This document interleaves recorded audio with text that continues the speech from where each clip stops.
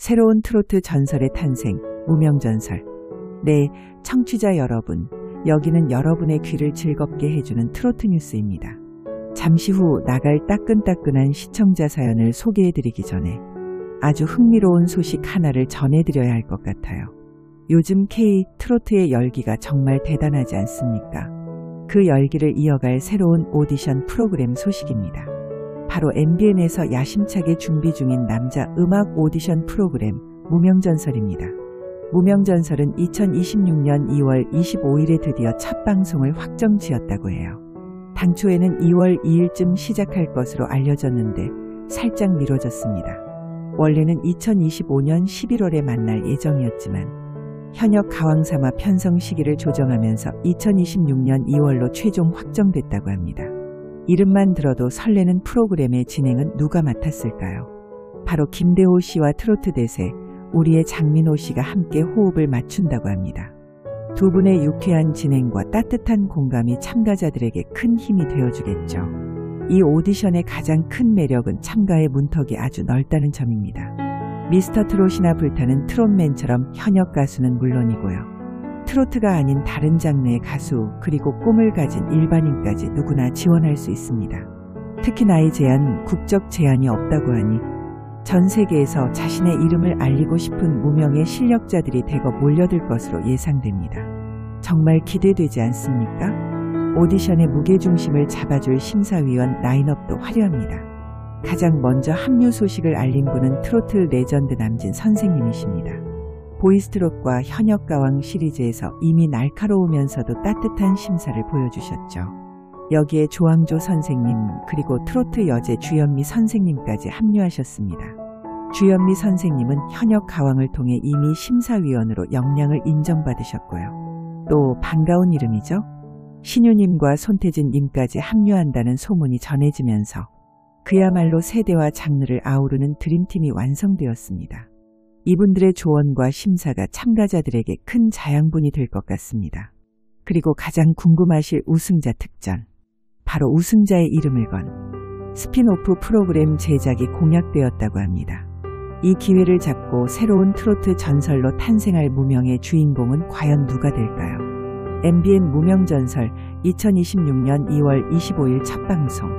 우리 모두 본방사수하며 새로운 트로트 스타의 탄생을 응원해보자고요. 이어지는 시청자 사연은 남극의 셰프 백종원 선생님 소식입니다.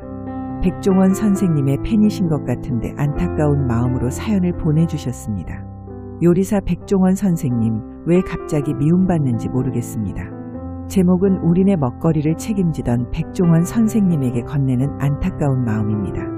안녕하세요. 용인시에서 평생 식당을 운영하다 이제는 은퇴하고 TV 보는 재미로 소일하는 중장년 청취자입니다. 요즘 제가 유일하게 챙겨보는 즐거움이 바로 시청자 사연 듣는 건데요.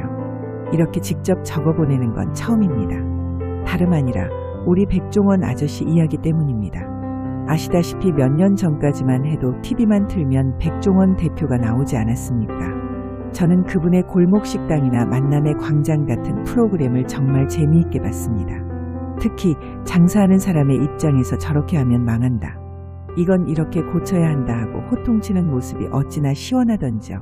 그분이 알려주는 양념 비법, 손님에게 친절하게 응대하는 법, 또 망해가는 식당을 기어코 살려내는 모습은 역시 장사의 신이다 싶었습니다.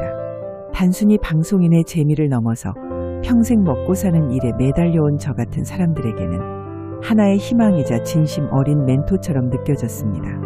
우리네 소박한 식당들을 보듬고 좋은 식재료를 제대로 사용해야 한다고 그렇게 강조하던 모습이 눈에 선합니다. 그런데 얼마 전부터 인터넷에서는 백종원 대표를 향한 비판과 질타가 쏟아진다는 소식을 듣고 깜짝 놀랐습니다. 젊은 사람들이 왜 그렇게까지 화가 났나 싶어 내용을 찬찬히 살펴보니 주된 이유가 본인이 운영하는 프랜차이즈 사업과 관련이 있더군요. 방송에서 그렇게 강조하던 위생이나 품질 문제에 대해서 본인이 운영하는 회사에서 문제가 불거졌다는 이야기에 마음이 아팠습니다. 특히 연돈볼카츠 사업을 시작한 가맹점주들이 약속한 매출을 못 올렸다며 본사에 항의하고 법적 다툼까지 벌이는 모습은 정말 안타까웠습니다. 방송에서 골목식당 사장님들에게는 이윤을 적게 보더라도 재료는 속이지 마라. 고객과의 신뢰가 가장 중요하다. 라고 그리 강조하시더니 정작 본인의 회사에서는 사업이 잘 안 된 점주들의 고통을 제대로 헤아리지 못한 것 같다는 비판을 들으니 할 말이 없었습니다. 또 얼마 전에 TV에서 보던 백 대표의 모습과 달리 실제 사업에서는 일부 제품의 품질 대비 가격이 비싸다는 지적이나 식품 위생 관련 의혹들까지 불거졌다고 하니 솔직히 잘못한 건 잘못한 게 맞다고 인정할 수밖에 없습니다. 방송에서 보여준 음식에 대한 진심이 그의 거대한 사업 규모를 따라가지 못해 실망했다는 젊은 세대의 목소리도 이해가 됩니다. 하지만 그래도 말입니다. 우리 백종원 선생님이 얼마나 많은 사람들에게 좋은 레시피와 장사 노하우를 아낌없이 알려주었습니까? 그분 덕분에 집에서 따라 해본 요리들도 얼마나 많았는지 모릅니다. 지금은 조금 비판을 받고 있지만 저는 백종원 대표의 본질적인 진심은 변하지 않았을 것이라고 믿고 싶습니다. 그저 사업 규모가 너무 커지고 여러 사업을 동시에 관리하다 보니 본인도 미처 챙기지 못한 부분들이 터져나온 것이 아닐까 생각합니다.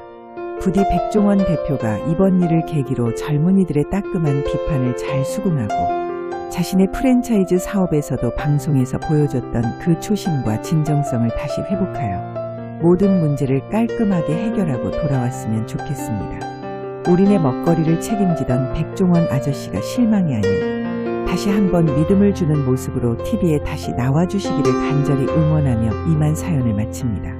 청취자 여러분, 모두 건강한 하루 보내십시오.